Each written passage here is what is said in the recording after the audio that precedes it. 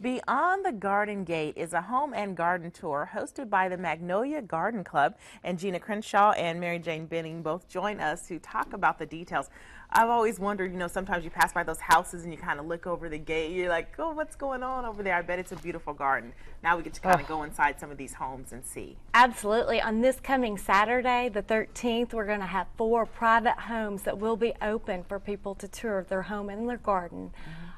Tickets are available ahead of time or the day of. Okay.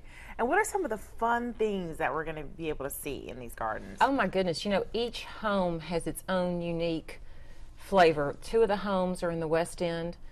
One of the homes is in Old Town, as well as the McFadden Ward House, and then we have an estate out on Brooks Road.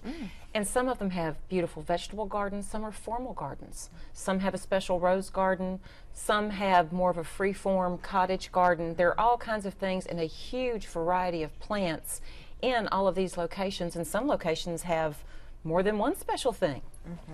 So really quick, tell me a little bit about the Magnolia Garden Club and what does it do in the community? Okay, our purpose for the tour is mainly educational. It is a fundraiser for many of our community projects, such as the crepe myrtles that were planted on Phelan Boulevard after the hurricane. But there are many things we do in the community, and one of them is educational.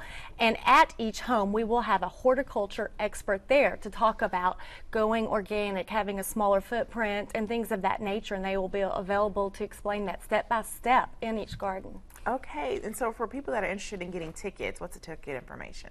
Absolutely, tickets are $35 a piece. They're available through Saturday at For Heaven's Sake at McManus and Catherine and Company, or the day of the tour at any of the 4 homes. We highly recommend getting them ahead of time, though, so you can get one of the brochures at any of those locations, because in the brochure it tells about each home and what is going to be highlighted in the home, whether it's whatever particular in that garden. So that way you could study and figure out where you want to start. As Mary Jane has said before, it is a self-paced day, so you can spend as long or short of time at each home as you would like. And the brochure also has, and the ticket also have a map of every home, so you can kind of pre-plan your outing, and a list of all of our projects, because our funds do go not only to the Plant Beaumont Green, we work in the Big Thicket, we work out at Terrell Park, at Lamar.